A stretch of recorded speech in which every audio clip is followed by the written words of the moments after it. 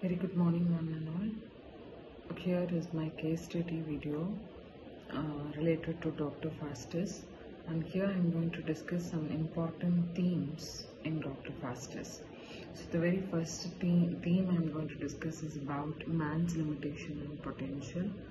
So the possible range of human accomplishment is at the heart of Dr. Faustus, and many of the other themes are auxiliary to this one. So the axis of this theme is a conflict between Greek or Renaissance worldviews and the Christian worldview that has held this way throughout the medieval period.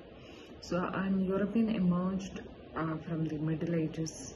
Contact with previously lost Greek learnings had a revelatory effect on man's conception of himself, while the Christian worldwide places man below God and requires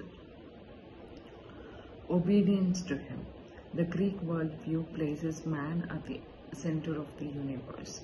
For the Greeks, man defies the God at his own peril, but man has nobility that no deity can match.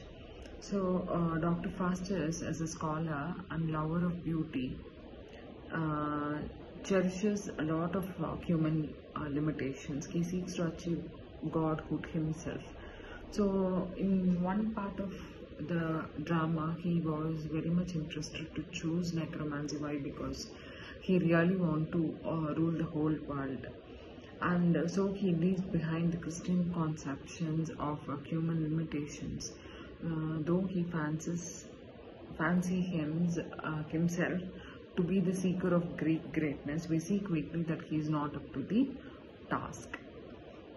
So this is a very important concept, we can say, in Greek mythology. Not only in Greek mythology, in any mythology we take obedience, and we should not be so much ironical about superiority. So that's the main cause.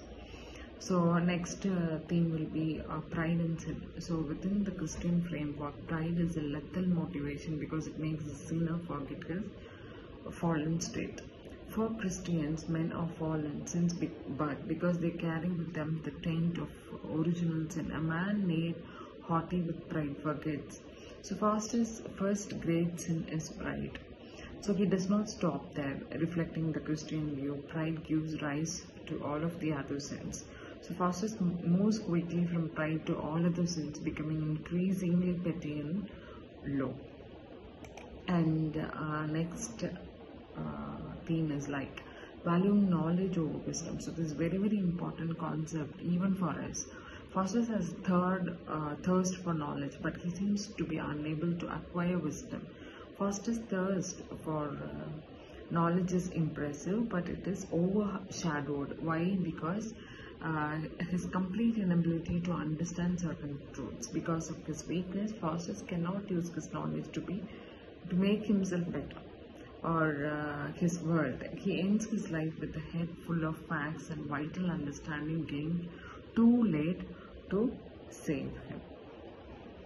So valuing knowledge over wisdom. So that's also an important theme, we can say. So talk and action. Faustus is, with no exemptions, beautiful when he speaks and contemptible when he acts. His opening speeches about the uses to which he'll put his power are exhilarating, but once he gains mere omnipotence, he squanders 24 years in debauchery and petty tricks. So this gap between talk and low action seems to be related to the fault of valuing knowledge over wisdom. So whatever he talks, he couldn't able to relate it and take necessary action. So these are all the very important technical themes in Dr. Faustus. How a man should act, how a man should react, how a man should prioritize, and also he should not be overloaded with lot of pride.